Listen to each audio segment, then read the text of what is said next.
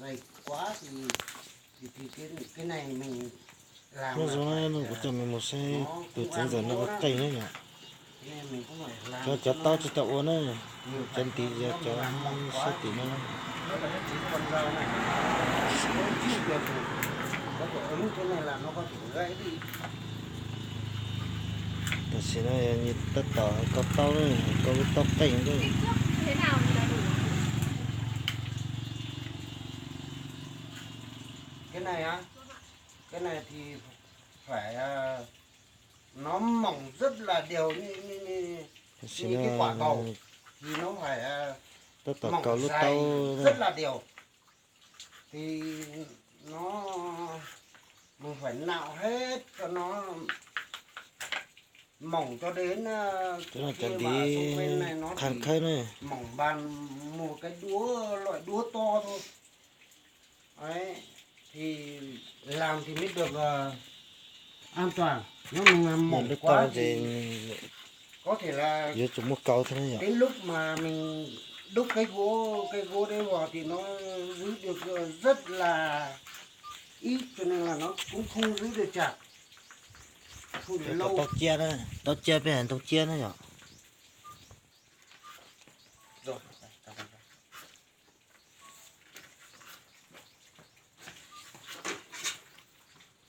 Như tao thì thọc bố lên nó thêm đủ á.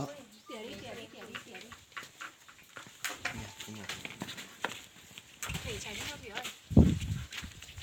Chân tí nó cho lù nó cho ô tô tí lù nữa. Ô tô tí bên tí lúa nữa nhỉ. Cho xong khăn khơi lên nó như thế khó. Nhưng mà muốn rốn nữa. Thảo ô thì là muốn rốn đấy. Anh nhường cho tớ anh về cân cái cảnh đã.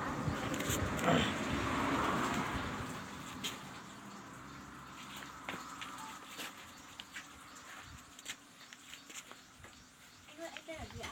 cái là thì Anh cũng là làm kèm đấy. vâng. Tí em nhờ anh làm thêm một tí nhá.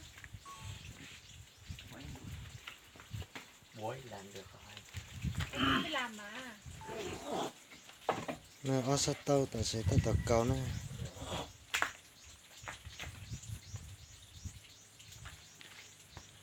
Xong rồi đấy, không còn tiền nữa đâu.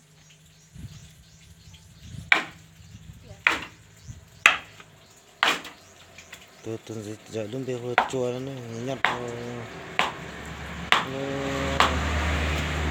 đi nhớ cho yên bái này mua gác chảy này sáp bông lông Chú này đóng cái đấy vào để làm gì đấy chú? lên thì sát to là cô sao chơi nhau tuổi nhưng mà ô lên lúc xe sáng này chắc cái nhà ô chắc cái như thế này Cái đấy gọi là xí cái gì? đỏ một số xe đòn đó cái nữa này gọi là cái tái. Phải giữ để cho mình khoét à? Giữ để cho nó chặt thì mình làm cái này mình có thể là tùy ở đây cho nó không bị gãy được. để sẽ cứ cho mình sẽ cho cái ô tàu này giờ nó ta tạo nó Nó sẽ gãy đây nó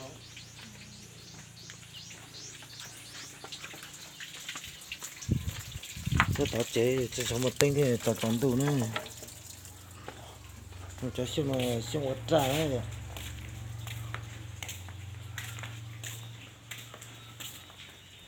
nó chỉ là lúc tàu có tàu tàn này có tàu khó này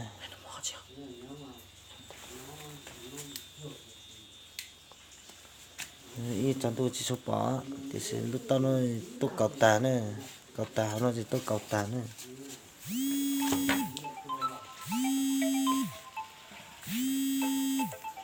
chắc cái thằng chết tàu trên nó đó cái tàu giờ sáng một plane cho ôi lúc giờ chết tôi là mà yếu cho chi được plane tôi tàu nữa chắc gì lọc khó ta này họ nó gì không khó nữa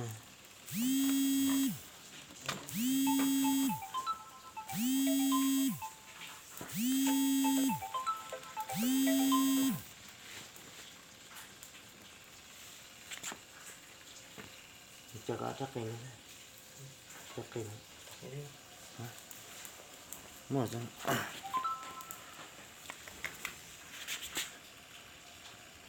tôi sẽ cho tôi sẽ tung ya sườn chua plau này chua dị chứ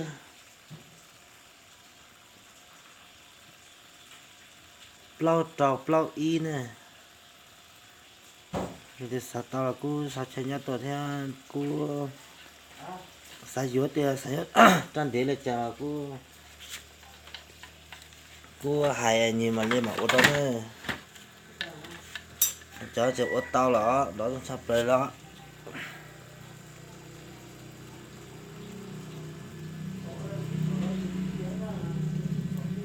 cho ô tao nữa thì sẽ cho bánh chuột chi sẽ ra tiền nhập chuột chi nữa là cú bánh chuột chi nữa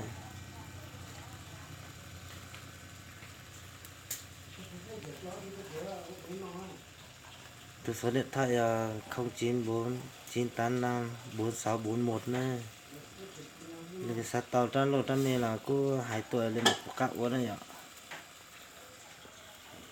cho sau đó cho đi xuống nữa cho đi xuống một khăn thay lên là như theo khó nhá một khăn thay tới như theo khó này sẽ đưa nó đã để sẽ thật thì ủa mà lên mà mua cháu cho mình rúa đó cái bao nhiêu sữa cho bé nông xe ý sữa sao mà có cái số ta sẽ nói như tiếng họ lựa thế chúng mình sẽ sử dụng quý nhỉ chua cho số điện nông á đó tôi sắp lại đó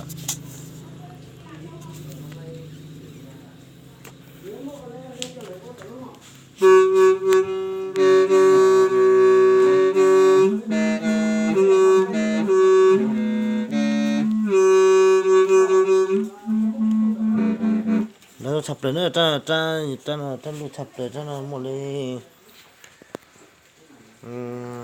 sát đòn tao nữa nó lò chập nữa cuối nhiệt xì tao ra số điện nông ấy bác sĩ nữa rồi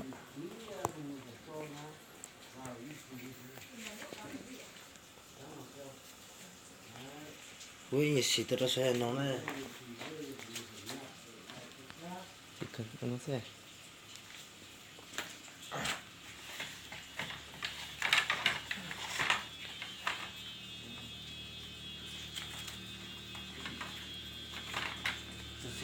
các cậu ấy hết chúng sẽ có của gì nó sẽ nó là nuôi cái này kinh lọt sắp tới thế đó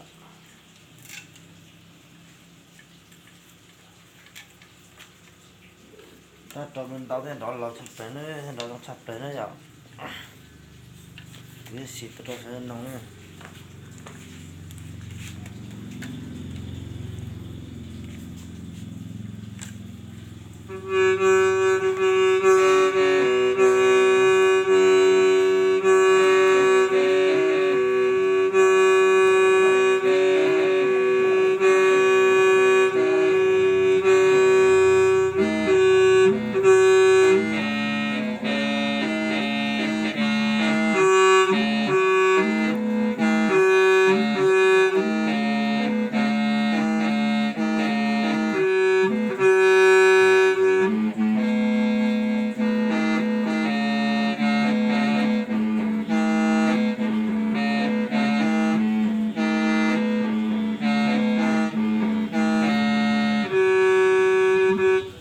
sắp tới á, đó là sắp tới nè, thì sẽ to của hồ tụ sát tung thằng cũng mua cho những họ cho nè.